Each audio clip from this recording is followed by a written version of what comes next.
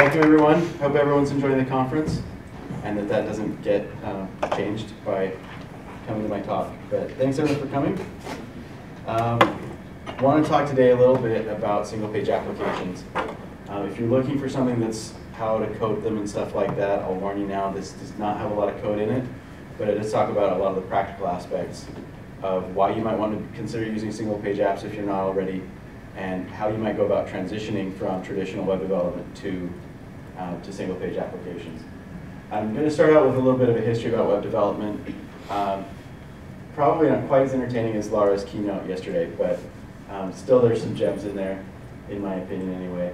We're going to talk about what is a single-page app, why you might want to use them, what drawbacks there are, and then probably about the last half of the talk is about some case studies and some discussion about how you might go about making the transition into the world of single-page applications. So I've been doing PHP for quite a while. I work with a really awesome team of developers. They're one of my favorite parts about my job. And most of our department makes internal tools. I'm on a team now that is making all of the public-facing stuff. Soon you'll be seeing an Ember-based customer account center and an Ember-based e-commerce platform for Vivint later this year. And yeah, we're hiring, so come see me after. I'm relatively new to single-page apps. We've been doing them for probably about a year now. I was skeptical at first, but I've become pretty sold on them. And yeah, I do know from experience most of the dev history lesson myself. So back in the day, in the beginning, IP was created and the TCP was divided from the UDP. Next, HTML and HTTP were created, and then the World Wide Web was divided from all the other Telnet and FTP and Usenet and email. And then Mosaic was divided from links. How many of you have ever used Mosaic? Yes, that's what I'm talking about. Yeah, Mosaic was my first web browser. Unfortunately before links, but I did use links and I still use links. Then, around 1996 or so, we started seeing the internet kind of gain some traction with normal people outside of the geek world. These things called weblogs came around and started seeing search engines. Any web crawler or Alta Vista users out there? And then around 97, PHP came about, the very early versions of PHP. And that started kind of taking over some of what was being done with Perl and CGI scripts and that kind of stuff for making dynamic web pages. And that's kind of about where things stopped. We're still doing primarily the same thing. Most websites that I've worked with still deliver content mostly the same way we did in the late 90s. There's server-side generated dynamic content. Usually there's a database like MySQL and HTML, CSS, and some JavaScript. Is anyone else still developing that way? And there's nothing seriously wrong with it, but it is, it's been around for a long time, which goes to show how good of a plan it is. But there really have been very few changes since about 1997 in the core ways that we do web development. There are newer versions of HTML. Like HTML5 brought a bunch of new stuff. CSS3 has a lot of things we've been missing over the years. JavaScript is getting better. ECMAScript 6 is coming. That'll be exciting. And now we've got a lot of different, it used to be that screen sizes was, you'd start at 1024 by 768 or 800 by 600 and then gradually make stuff that was more useful on a bigger screen. So that if someone did have one of those big widescreen monitors, that they would be able to take full advantage of your site. Now it's kind of going the other way with smaller and smaller screens. You design for a size and say, but if they're not on desktop, then we've got to deal with these smaller screen sizes. But the heart of it is still the same thing. One of the most significant innovations, I think, in the last decade or so has been the XML HTTP request that we started calling AJAX, and that came on starting as early as about 1999, but big, cool applications really doing useful stuff with it. I'm going to say about 2004 is when we really started to see that pick up. that's what really enables single-page apps. You need some JavaScript, some ability to go get more data from the server after the page is loaded. And then, as this started gaining popularity, we see a reversal. We go from dynamically generated static web pages to statically generated dynamic pages. So you serve up a static page, and then it does all its dynamic stuff after it loads. It's a really cool innovation that can unlock a lot of new things. So now if we just serve simple static content and do all the dynamic stuff with JavaScript, really you could run a whole app with a single page load.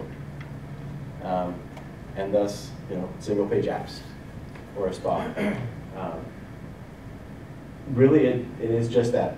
You've got a single HTML, CSS page that performs all the cool stuff with JavaScript after it loads. Gmail, Twitter, Facebook. What other ones have really impressed you that you know of that operate this way? They don't reload pages, they just work. Asana. Okay. There are others you guys use every day that. I use P2s at work. GitHub? And that's a theme that Yeah, does this. WordPress theme. Yeah, beautiful. So what are some of the advantages you've seen working with a single page app? It's more responsive. Yeah, definitely feels a lot faster. Whether or not it actually is depends on the application, but when you click a button and something changes, it's a lot better than waiting even just 2 seconds for a page load. Mm-hmm. It makes a huge difference. I think that single page apps are the next phase for web development. Yeah. We've also seen, as we've moved some of these pages to more dynamic, you see a whole lot less load on your server. Absolutely. You have shorter responses rather than this entire template every time you reload. Right. Yeah, and I'll talk more about that. That's a great advantage I love about them. So there are a few characteristics. Usually you'll see one initial page load. Sometimes there are a few different page loads, but for the most part, it's one page load. Everything else is done with JavaScript, Ajax, and then you get database interaction, primarily only through web services. Usually your first single page load will have almost nothing dynamic in it, which has some of its own advantages. Many of the single page apps I've worked with are built with a client side MVC framework or MVVM. I would strongly recommend that. If you've heard of Backbone, Angular, Ember, that's exactly what these kinds of things are trying to do. You can really use any kind of web service, but I like REST and JSON. They seem to be by far the most popular, and they work really well because there are a lot of good native tools. And JSON interacts really well with JavaScript. Go figure.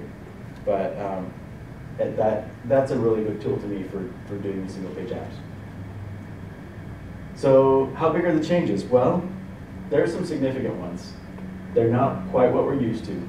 We don't really have server-generated HTML much anymore.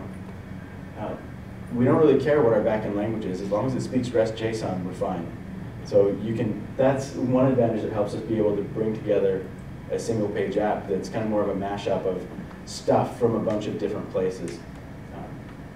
Because it doesn't really matter. It could be Ruby or Node.js or Python or heaven forbid something like .NET.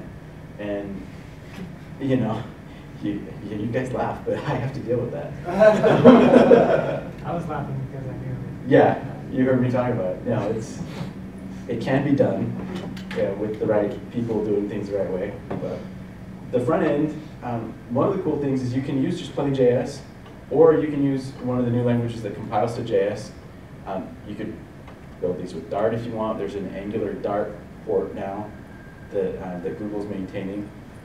Doesn't seem to have very many users yet outside of Google, but if you want to build something new like TypeScript or CoffeeScript or you name it, you can do that and just compile it to JavaScript and it'll still work for a single page app.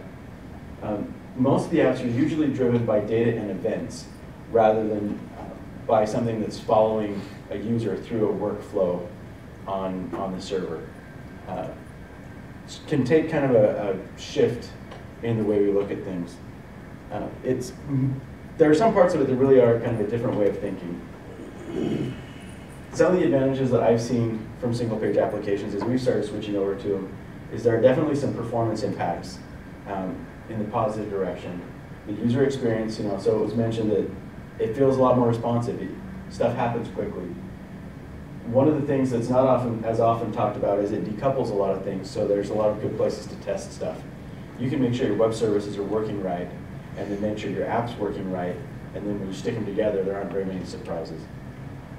I think that they're easier to build and maintain in a lot of ways, at least when they're built according to best practices. There's a lot of heavy JavaScript lifting and a lot less back-end work. That leads to some great scalability possibilities. If the stuff your servers are doing becomes a lot easier, then you can have fewer servers and serve a lot more clients, because for every new client you have coming on, you've got a new client coming on that's doing part of your JavaScript work. So it scales very nicely. One of the other cool things that we haven't had a chance at work to do a lot of cool stuff with yet is there's a lot of potential for doing a lot of good things with offline operations, especially for mobile devices, using local store and index storage in the browser. Your application has everything it needs to keep working. All it has to do is be able to sync up data later. And so if you can save up a bunch of changes while someone's offline, and then when you get a network connection back, sync up, then you can provide a really interesting experience to the user, even though they might have a spotty network connection. So performance specifically, loading just one file each of HTML, CSS, and JavaScript that is full of static files leads to a lot of good things. So you have less data transfer, usually they're smaller. The XHR AJAX calls, they really only send raw data, not HTML markup. So that's a huge, huge size savings, which on mobile devices becomes even more crucial. File sizes matter now, because on cell networks, you double the size, and the load time of that page, the interaction is going to be a lot slower. So that's a big deal. The load distribution is good because the clients are doing a lot of your work for you. And then because these are basically static files, they're not dynamic anymore, caching becomes a lot easier to do, and it's a huge win. You can pre-generate your files, at the time that you build the application, and just deploy static files, stick it behind a CDN, and boom, you've got super fast web servers. And then the only part you need to worry about is your data. But all the same techniques you usually apply to dynamic web pages, you can apply to your JSON responses and stuff like that. Make rules about how stale your cache can be. And you can provide data really fast that way too.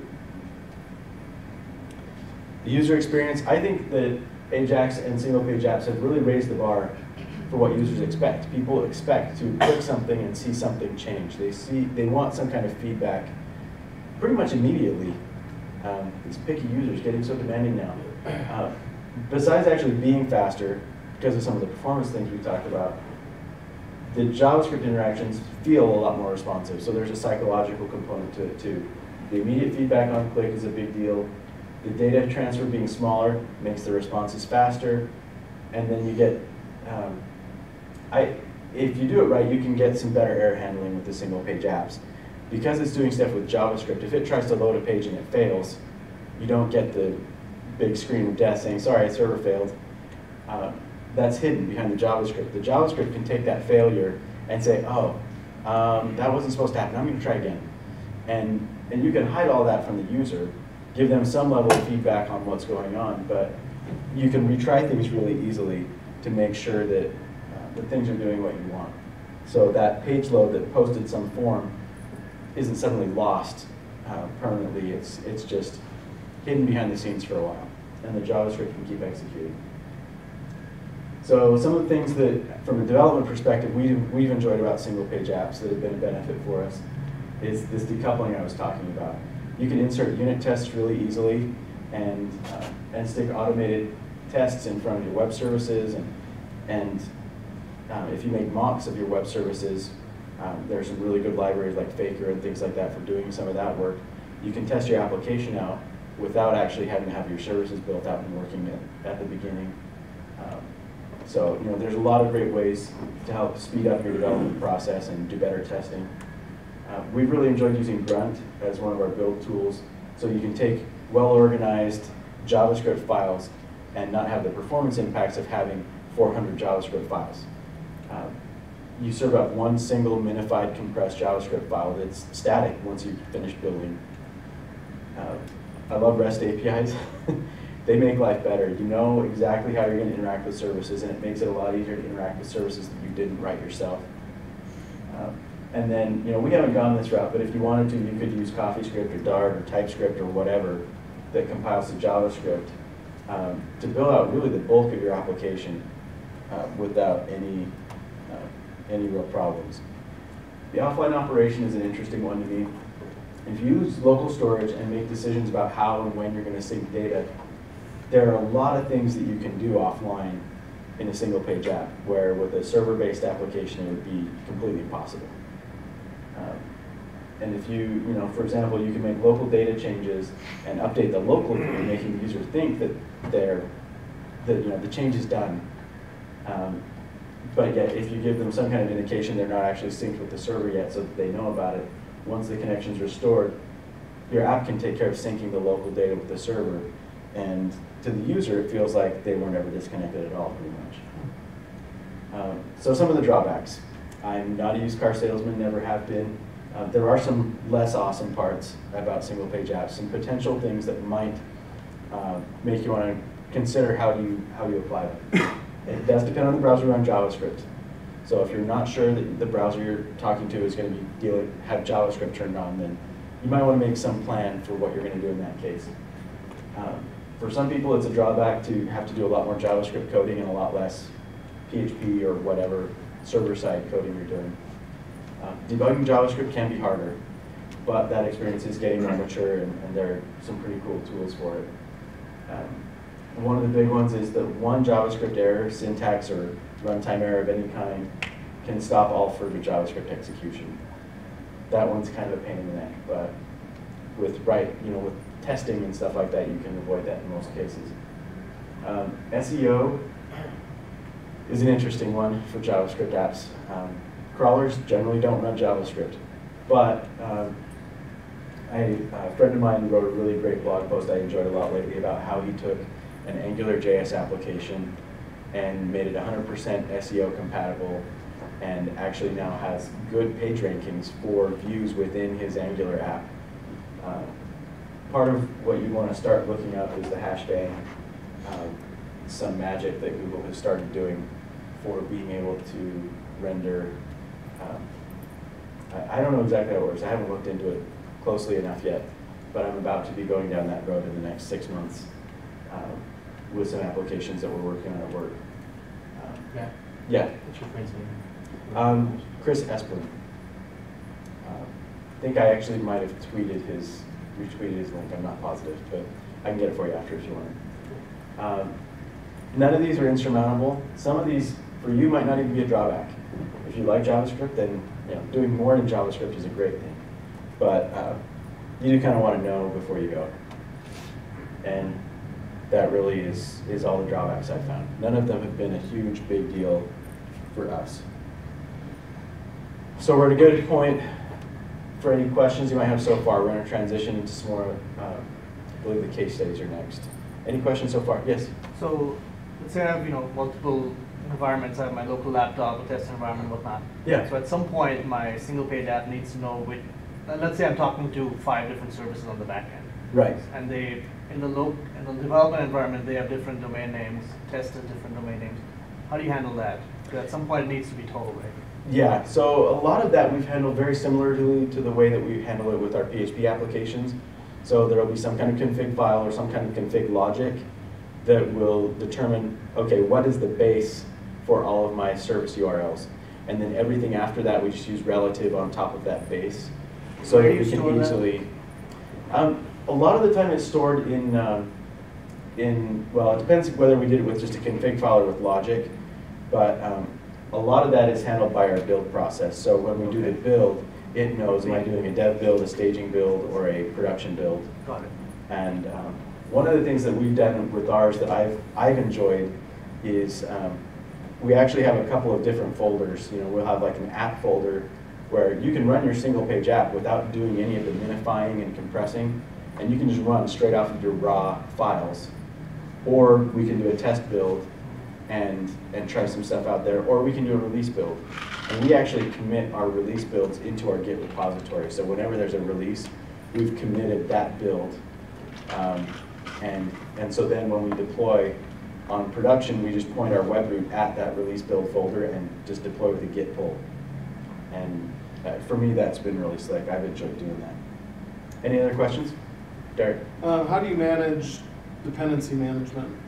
Like Great question. having lots of different JavaScript libraries, and I don't want to load every single one in data tables if they're not even going to go to that page. Right. So there are a couple of ways to do it. One way, so if you do it just all at build time, then it finds everything that might be used and sticks it all in there. Right. You can actually usually break that down into some smaller things. You might break it up into some major sections. Now, if they go into this area of the site, then they're going to grab this set of dependencies.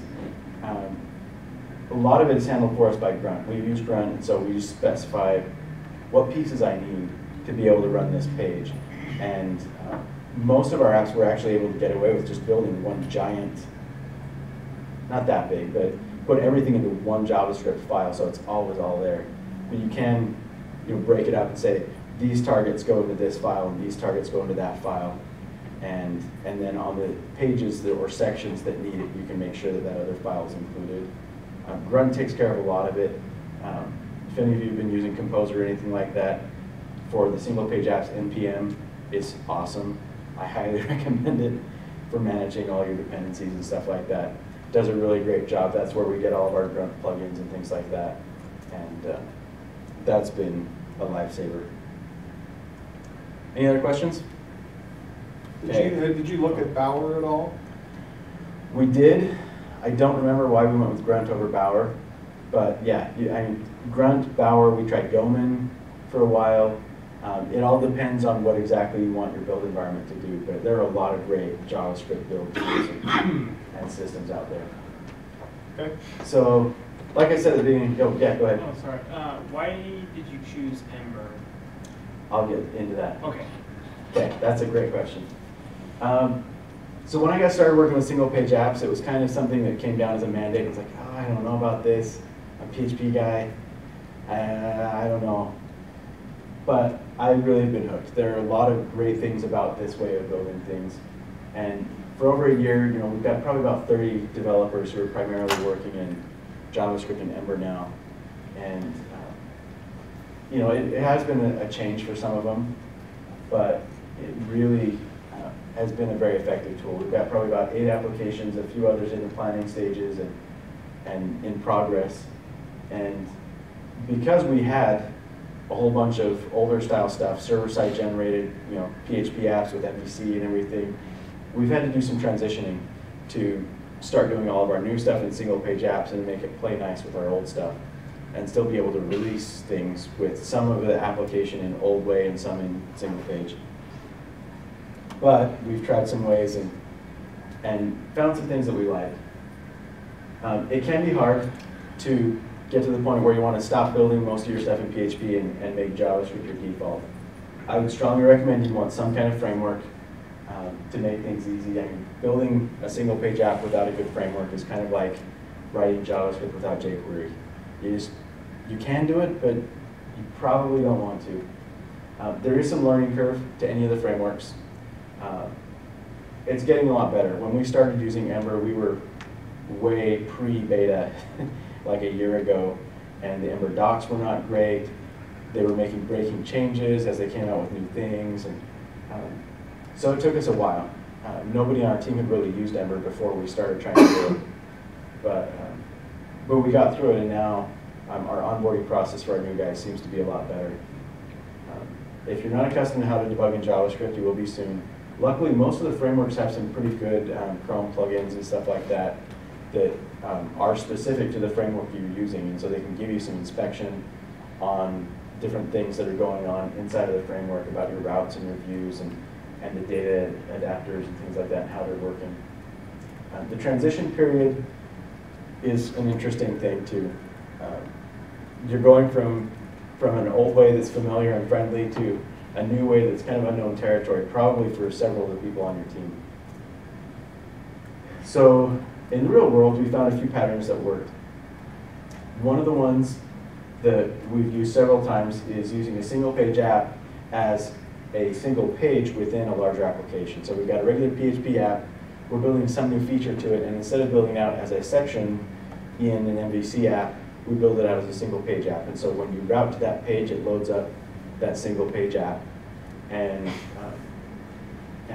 it, inside of the big app, it's just one page, but that page is a single page app that does all sorts of stuff inside it. So that's been a really fun one and has worked pretty well when we haven't been able to go and single page app the whole thing and are just adding one new major feature.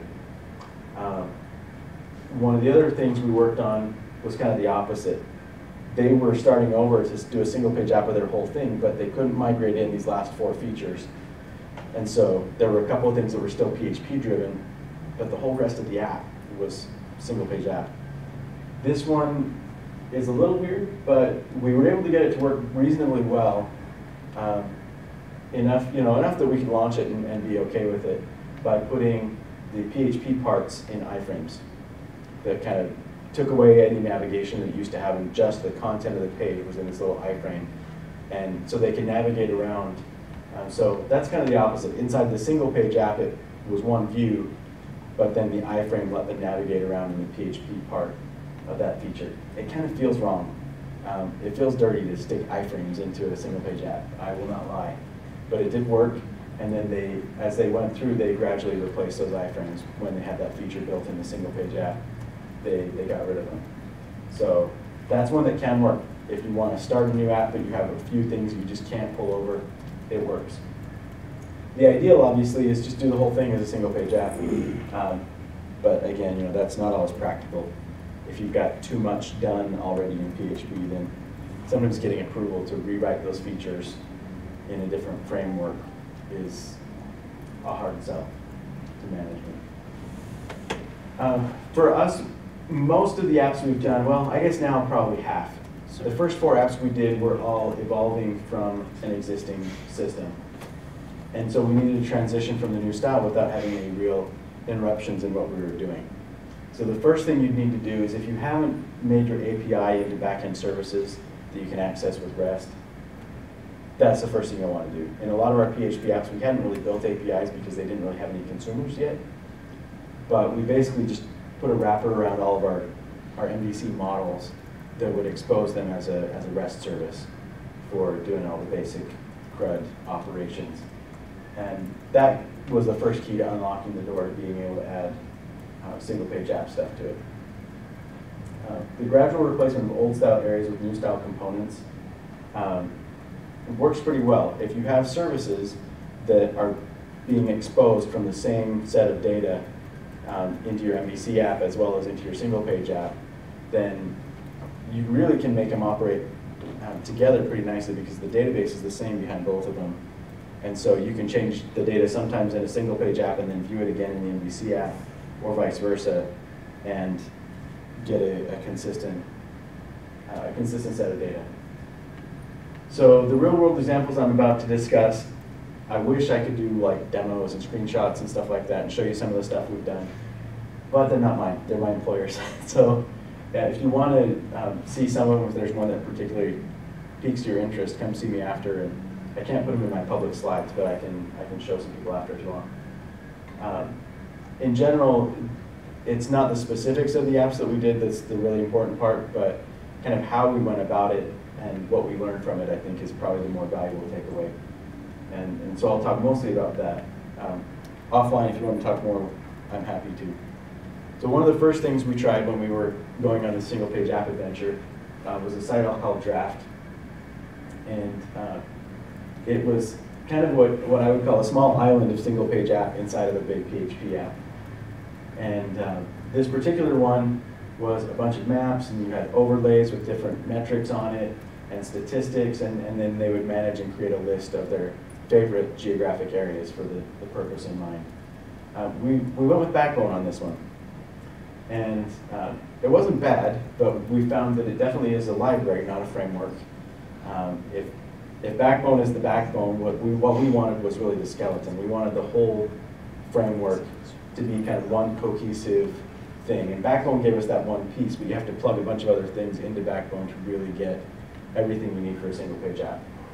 So to the rest of the app, it's just a single page that makes some AJAX calls. That went pretty well. Our next one, we decided to go with Ember. And so in evaluating the frameworks, we kind of went out on a limb. Ember at the time was not even in beta. It was really, really early. The docs were lousy. Nobody on our team knew it yet, but the guys who were looking into it said, you know, I think this is the one that we're going to want to do. I like the direction they're going with it. Their vision is really good. They've got some cool stuff already, and it's getting better fast. And, you know, so we went with it. And we have not regretted it. Some of the other groups in the company independently had been looking at the same thing unbeknownst to us at the time. And so we have a few different groups in our company that are doing Angular, and then our larger team is doing Ember. And it's interesting to see some of the differences between it. I'll talk a little bit more about choosing a framework in a minute, but I've loved Ember. The client-side MVC uses observers that keep the view and the data models in sync. So in Ember, once you go in and attach your data to your view, if someone updates something in a form or drags something on the screen, it updates the data beneath it. And then Ember data can sync with the server side those changes. And vice versa, if you do a get and get some different data back, the view automatically updates.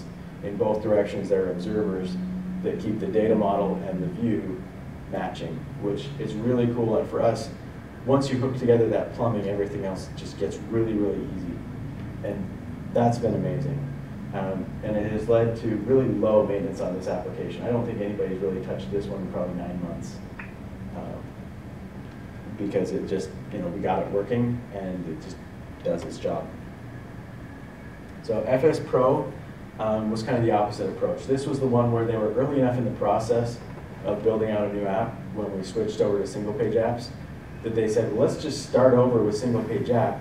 But then there were a few components that they were reusing that were pre-existing. We didn't have time to transition those from PHP into single page app. And so they stuck in some iframes to get this PHP stuff. It worked surprisingly well. It felt awkward, and I wouldn't do it unless I could have avoided it easily, but it was a workable way to get them into production a lot sooner than if we had waited to get the whole thing transitioned to single page apps. As with most businesses, there's a timeline. If you miss that window, then things go bad. And so getting it out in the timeline we did was really important. This next one, AM, it's kind of similar to the first one. It was one more page in the same big single page app. This one was a lot of drawing boxes on maps and subdividing and managing groups and assigning people to areas. After a few attempts, you know, the single page app stuff went really well. The biggest hiccups we ran in with this one were either related to the mapping stuff or mobile device stuff, and not really anything that was a single page app specific problem. It was going along very well ahead of schedule, and then we ran into some issues with Leaflet, one of the tools we were using for the mapping, and we ran into a few of the now resolved bugs that were in the pre-1.0 release of Ember that we were on at the time. But overall, this application turned out awesome. We showed it to the sales guys who were going to be using it, and their jaws just dropped because it felt like a really nice experience for going in and seeing a map and drawing their boxes and assigning their people. And it was for a very non-technical audience, to put it gently. And so it ended up working out really well.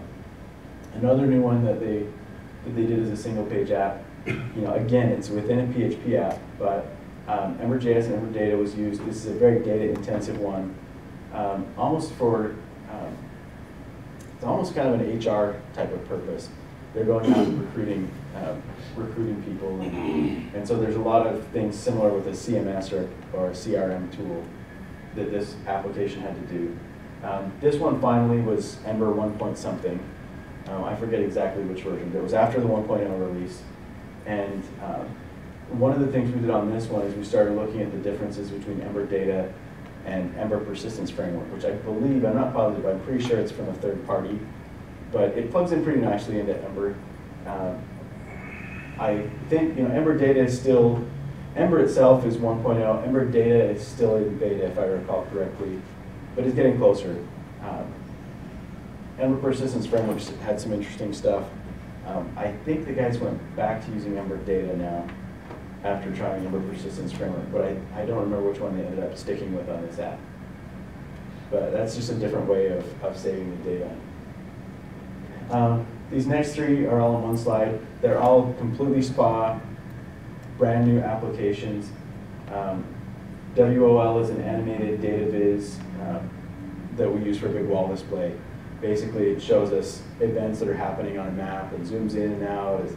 It's kind of a really cool, just animated display. It's a shame that we can only use it internally because it's a really cool looking thing that talks about events happening all across the country. IC is an interactive tool for request tracking. Basically, we use this. We made a single page app portal into our Jira bug tracking system that we could give to non-technical people. Jira is just too big of a beast and too complex for most of our users to really understand what's going on and to use correctly. So we use some APIs to hook in a nice front end that they could work with. And that was another fun project. And then this last one, RM is an e-com tool kind of that reps use with customers during the renewal process. So it kind of looks like a single page app shopping cart type experience. They're going in and configuring changes to someone's account and special deals they can offer, discounts, and it's computing pricing and stuff like that. And this is one where the observer stuff within Ember really shone. It was really awesome because when you change the quantity on something, everything else that's plumbed up to that with an observer automatically updates. And so all the totals are updated. And, it's just really, really slick for doing that kind of stuff. Now that we're used to it, spinning up a new single page application has gotten really quick, really easy, and we can really deliver a lot more quickly than I think we would if we were spinning up a new PHP MVC app every time. So the punchline, what have we learned from all of this? There are definitely some things that we've tried that we want to continue doing. One is using a framework. I would never ever try doing a single page app without one anymore. Planning your APIs carefully before you start is a really good thing. So much of the way we build the app is dependent on exactly how the data works. That getting your APIs right, and for us, we're trying as much as we can to stick really close to REST. Some of our APIs are being migrated from older stuff that was totally not REST. Some of them are even SOAP services that are very RPC-like, and calling a function and passing in an object. And some of them are just not at all like what we really want to be working with. But we found that if we design our APIs, and in particular our JSON, in a way that's very friendly to the framework we're using, then we need to modify almost nothing on the server side to just have it hook right in. If you hand data the way that the default data adapter expects, it really goes fast. Building and testing incrementally was a big deal for us. If we tried to build everything out, whenever we tried to go for a while and do a big build and then try testing it, it didn't go good. So building small pieces at a time and testing it continuously worked out a lot better for us. And then to deal with the learning curve issue, we kind of established some mentors on the team. There were a few guys who just kind of dug in deep and they played with stuff and they tinkered with it. And then they would share what they'd learned with the other guys on the team. And having those mentors really helped get the newer guys up to speed a lot more quickly. So that helped. If you're all going at it at the same time, that's good, but make sure and share knowledge often, and that'll help save some time. One of the things that Ember uses is QUnit for its own internal unit testing, and we've started using that for our JavaScript unit testing as well. There's some really good tools for doing test-driven development or continuous integration style testing with JavaScript that are really worth checking out. For UI tests, we haven't started doing it yet, but Casper.js is a thing we've been looking at to integrate for testing out how the UI operates and being able to run through scripted scenarios and things like that really well. And then we're also working on automating unit testing for the backend web service APIs and using something like Jenkins for that. For us, we found most of the time that the majority of our bugs are not with the app so much as when things aren't going right, it's because we're getting the wrong data back from the service. So how do you do single page apps? if you want to start doing single page apps and doing them in what I would call the right way, I think the biggest secret to success is to start applying the things we've learned about how to do back-end code well to doing client-side code well.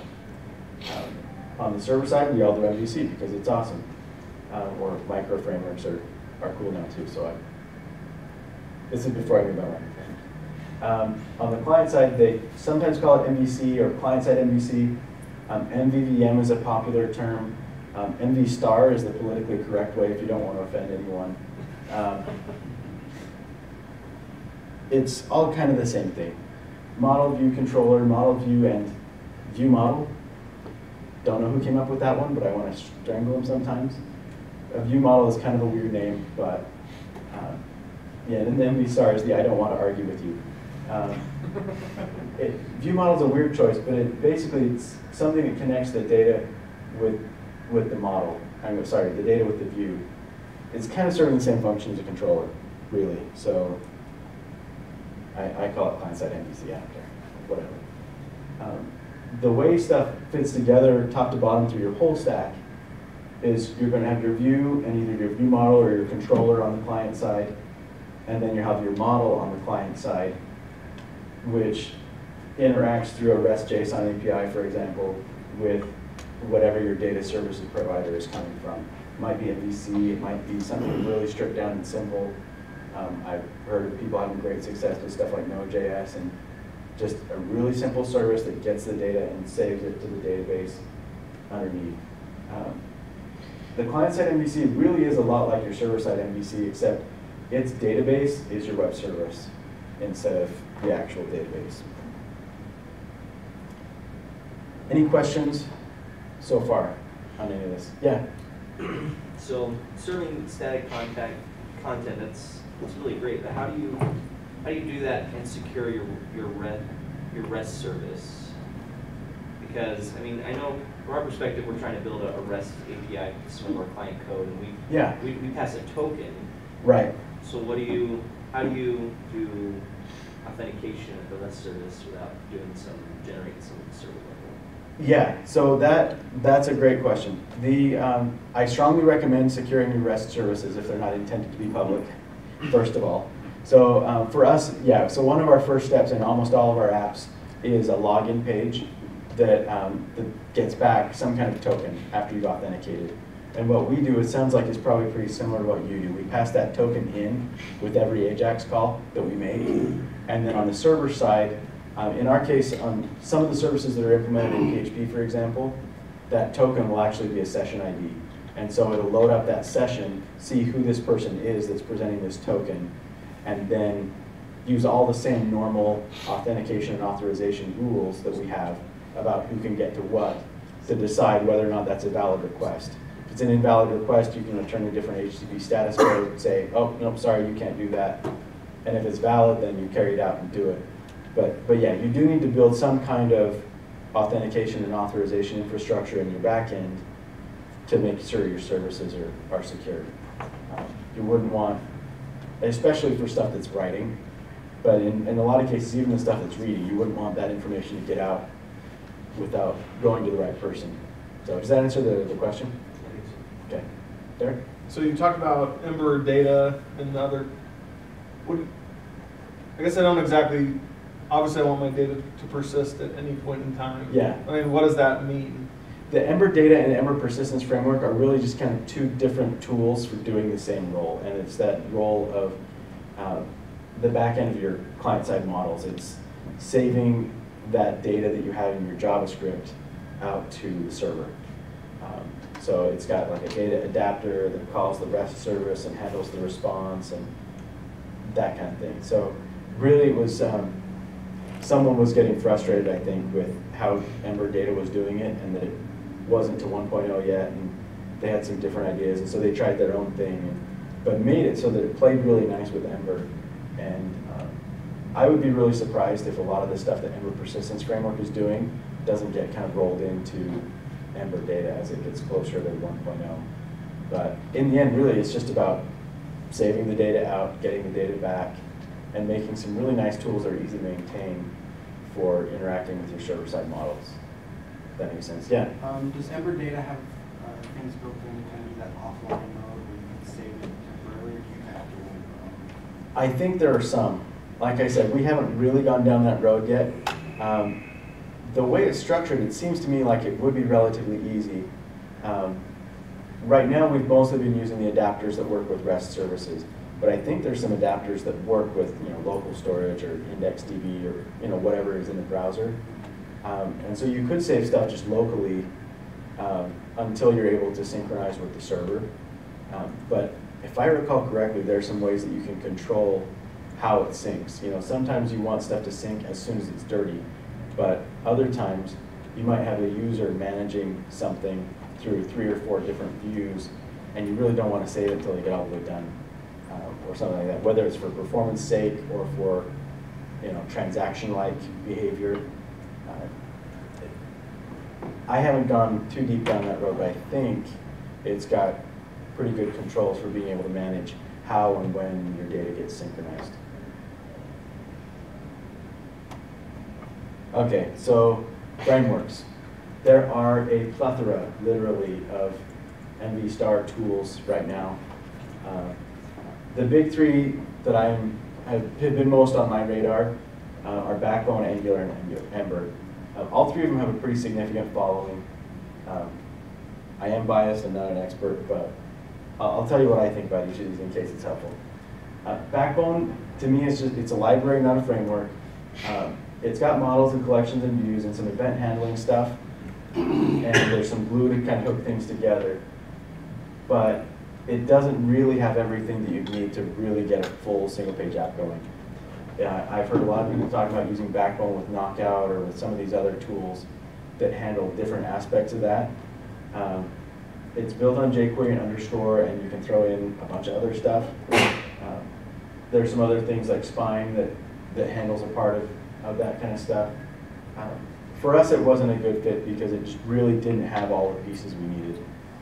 And Angular is definitely a very, very popular one.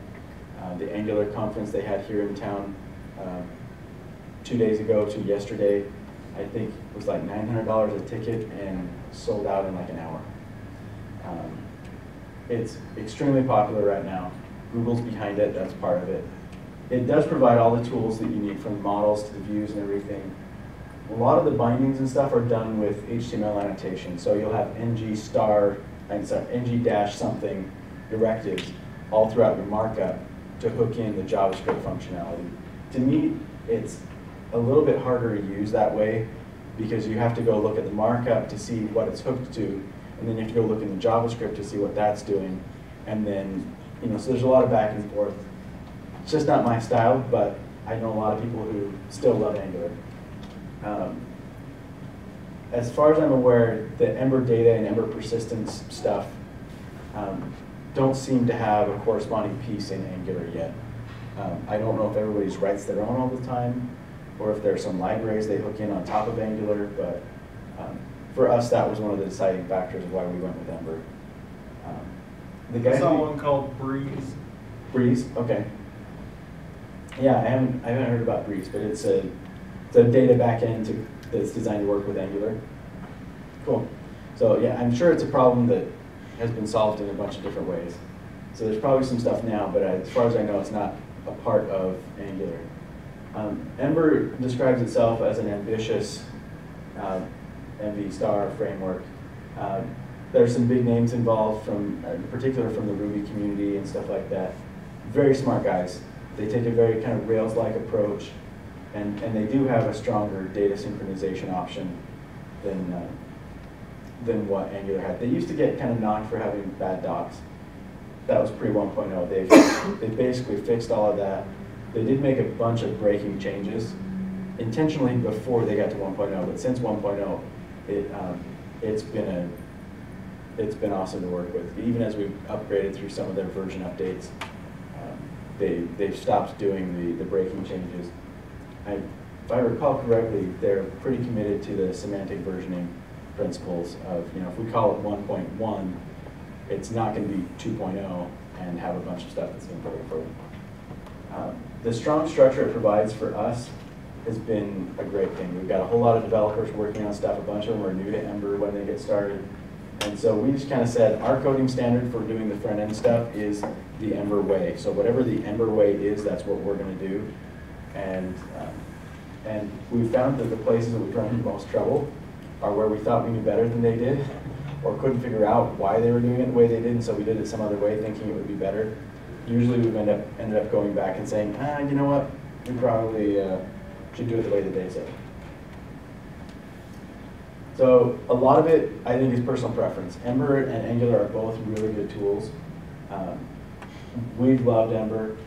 I know a lot of Angular fans. I don't know how many of them have also tried Ember.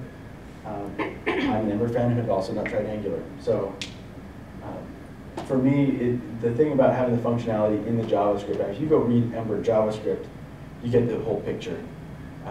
The only thing in the views are your handlebar templates of exactly how it's showing up on the page, but you know everything that's happening with the functionality. So you don't have to go back and forth looking at HTML, NG attributes all the time. So if you're convinced that you want to try a single page app, then where do you start? One of the things to start with is To Do MVC. Actually has quite a lot of good stuff. They've taken the same to-do list app and re-implemented it in all the different frameworks, basically. They've got really good AngularJS and EmberJS demos that you can try out, play with, see what you like. I've been hearing a lot lately about React if you're kind of an early adopter type of person. And then once you pick your framework, all the big ones have some kind of really good tutorial in the docs that can get you going pretty quickly and help you see kind of how to start putting stuff together.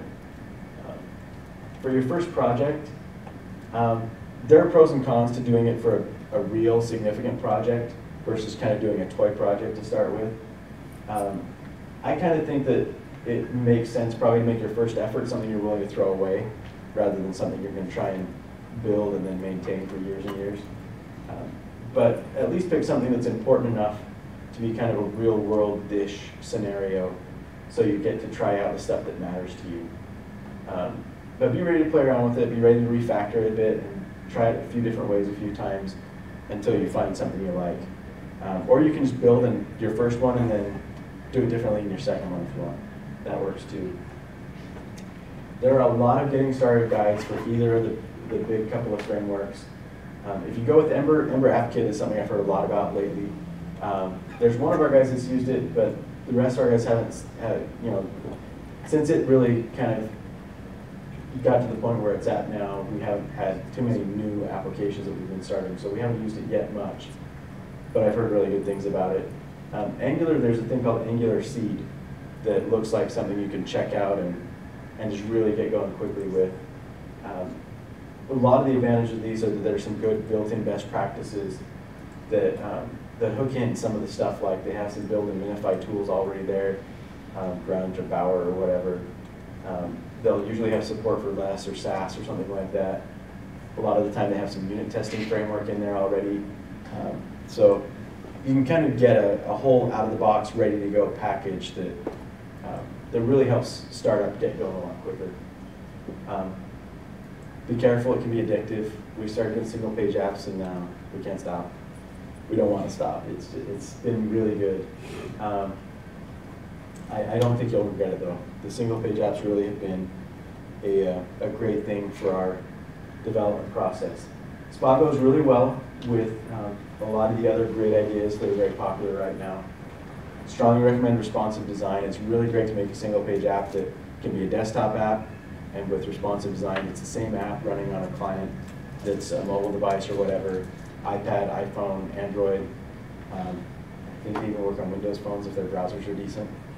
But that's been really good. Using continuous integration for our backend services has been really nice. Test-driven development, REST JSON, service-oriented architectures, all great things that are very compatible with single-page apps. I think we're going to see a lot more single-page apps as we go. And if you want, you can even make a web mobile app out of it if you wrap it with something like Cordova or PhoneGap type stuff. And instead of web devs being back-end guys who can do JS, or front-end HTML, CSS guys who can do JS, I think you're going to see more and more people who really are hardcore JavaScript developers.